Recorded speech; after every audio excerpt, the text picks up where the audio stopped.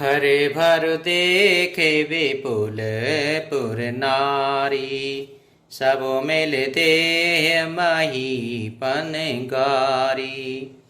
तेई अवसर सुन शिव धनु भंगा, आयहूँ मृग कुल कमल पतंगा। खलबली देखकर जनकपुर की स्त्रियां व्याकुल हो गईं और सब मिलकर राजाओं को गालियां देने लगीं। उसी मौके पर शिवजी के धनुष का टूटना सुनकर भृगुकुल रूपी कमल के सूर्य परशुराम जी आए। देखे महीप सकल सकुचाने, बाजे झपट जनु लबालुकाने। गौरे शरीर भूते जले ब्राजा, भालु विशाल त्रिपुंड विराजा। इन्हें देखकर सब राजा सकुचा गए, मानो बाज के झपटने पर बटेर लुक छिप गए हों। गोरे शरीर पर विभूति भस्म बड़ी फब रही है और विशाल ललाट पर त्रिपुंड वेश शोभा दे रहा है। शीस जटा शशि बदनु सुहावा, ऋषभ से कछुक अरुण होए आवा। ब्रगटी कोटिल नयन ऋषिराते, सहजों चेतवते मनहु रिसाते। सिर पर जटा है, सुंदर मुख चंद्र क्रोध के कारण कुछ लाल हो आया है। भौहें टेढ़ी और आंखें क्रोध से लाल हैं। सहज ही देखते हैं तो भी ऐसा जान पड़ता मानो क्रोध कर रहे हों। वृषभ कंदे ओरे बाहु विशाला, चारे जाने हु माल मृग छाला। कटे मुने बसाने तूने दोए बांधे, धनुषरे कुठारे कल कांधे। बैल के समान ऊंचे और पुष्ट कंधे हैं, छाती और भुजाएं विशाल हैं। सुंदर यज्ञोपवीत धारण किए, माला पहने और मृगचर्म लिए हैं। कमर में मुनियों का वस्त्र वलकल और 2 तरकस बांधे हैं। हाथ में धनुष बाण और सुंदर कंधे पर फरसा धारण किए हैं। शांत वेश करनी कठिन बरन न जाय स्वरूप, धर मुनि तनु जनु वीर रसो आयो जाता भूप। सियापति रामचंद्र जी की जय, पवन सुत हनुमान जी की जय। शांत वेश है परंतु करनी बहुत कठोर है, स्वभाव का वर्णन नहीं किया जा सकता। मानो वीर रस ही मुनि का शरीर धारण करके यहाँ सब राजा लोग हैं वहाँ आ गया हो। देखत भृगुपते वेश कराला, उठे सकल भय विकले भुआला। पितु समेत कहे कह निज नामा, लगे करन सब दंड प्रणामा। परशुराम जी का भयानक वेश देखकर सब राजा वैसे व्याकुल हो उठे और पिता सहित अपना नाम कहकर सब दंडवत प्रणाम करने लगे। जई शोभाय चितवत हित जानी, सो जा नहीं जनु आए खुटानी। जन के बहोरे आए सिर नावा, सीय बुलाय प्रणाम करावा।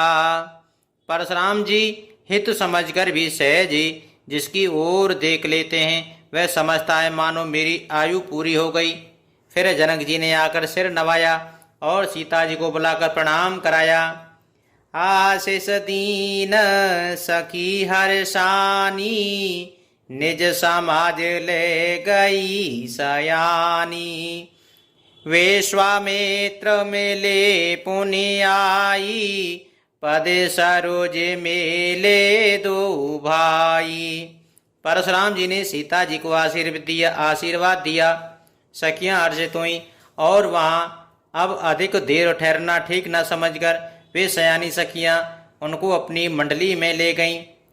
फिर विश्वामित्र जी ने आकर मिले और उन्होंने दोनों भाइयों को उनके चरण कमलों पर गिराया। राम लखन दशरथ के ढोटा, दीन आशीष दे के भले जोटा। राम ही चेता ही रहे थके लोचन, रूपे अपारे मारे मद मोचन। विश्वामित्र जी ने कहा, ये राम और लक्ष्मण राजा दशरथ के पुत्र हैं। उनकी सुंदर जोड़ी देखकर परशुराम जी ने आशीर्वाद दिया। कामदेव के भी मद को छुड़ाने वाले श्री रामचंद्र जी के अपार रूप को देखकर उनके नेत्र थकित स्तंभित हो गए। बहुरे बिलोक विदेह सन, कयहूँ काहे अति भीर। पूछत जाने अजान जिम्यो, व्यापे कोप शरीर। सियापति रामचंद्र जी की जय, पवन सुत हनुमान जी की जय। फिर सब देखकर जानते हुए भी अनजान की तरह जनक जी से पूछते हैं कि कहो, यह बड़ी भारी भीड़ कैसी है? उनके शरीर में क्रोध छा गया। समाचार कहे जनक सुनाए, जेहि कारण माही सब आए। सुनते बचन फेरे अनत निहारे, देखे चाप खंड मही धारे। जिस कारण सब राजा आए थे, राजा जनक ने सब समाचार कहे सुनाए। जनक के वचन सुनकर परशुराम जी ने फिरकर दूसरी ओर देखा तो धनुष के टुकड़े पृथ्वी पर पड़े हुए दिखाई दिए। तेरे से बोले बचन कठोरा, कहूँ जड़ जनक धनुष के तोरा। बेग दिखाओ मूड़नत आजू, ओलटाहूँ माही जलहि तब राजू। अत्यंत क्रोध में भरकर वे कठोर वचन बोले, रे मूर्ख जनक, बता धनुष किसने तोड़ा? उसे शीघ्र दिखा, नहीं तो अरे मूढ़, आज मैं जहां तक में तेरा राज्य है वहां तक ही पृथ्वी उलट दूंगा।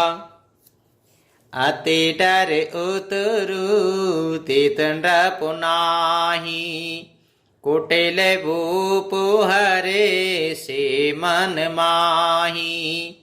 सुरे मोरे नाग नगर नर नारी, सोचई सकल त्रासे और भारी। राजा को अत्यंत डर लगा, जिसके कारण वे उत्तर नहीं देते। यह देखकर कुटिल राजा मन में बड़े प्रसन्न हुए। देवता, मुनि, नाग और नगर के स्त्री पुरुष सभी सोच करने लगे, सबके हृदय में बड़ा भय है।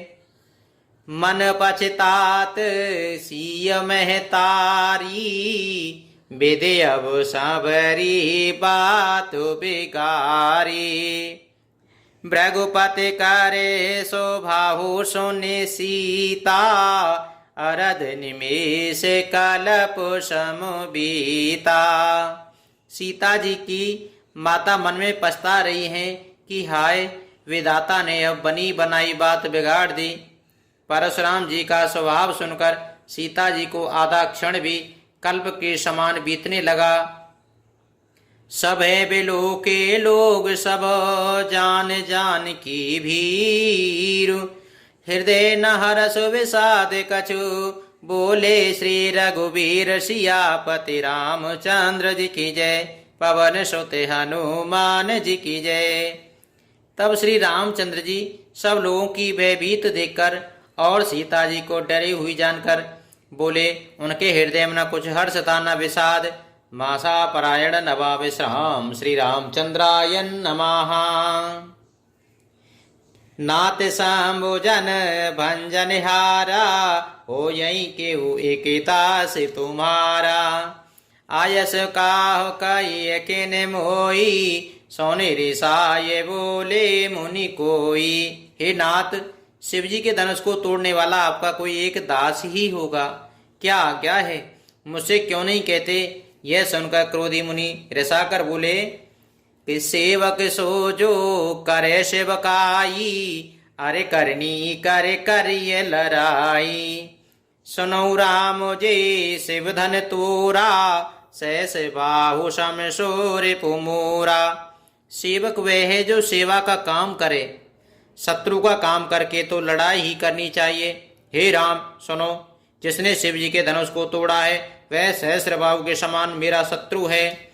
सो बिलगाहो बिहाय समाजा, न तमारे जे यही सब राजा।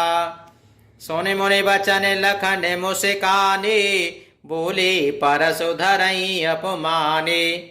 वे इस समाज को छोड़कर अलग हो जाए, नहीं तो सभी राजा मारे जाएंगे।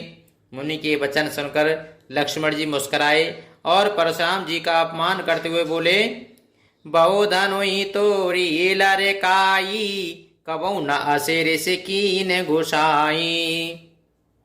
ए धनु मर ममता के ए तू, सुन रिसाय के व्रग कुल के तू।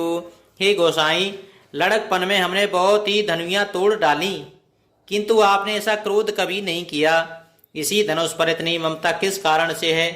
यह सुनकर भृगुवंश की ध्वजा स्वरूप परशुराम जी कुपित होकर कहने लगे, रे नृप बालक काल वस, बोलत तो ये न संभार।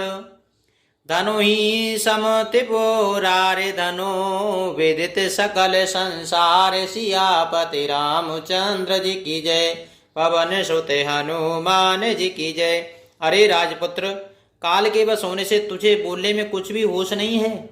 सारे संसार में विख्यात शिव जी का यह धनुष क्यों धनुई के समान है? मंगले भवने मंगले हारी, द्रवंशो दशरथ अजर बिहारी। दीन दयाल बिरज सम भारी, हरउनाथ मम संकट भारी।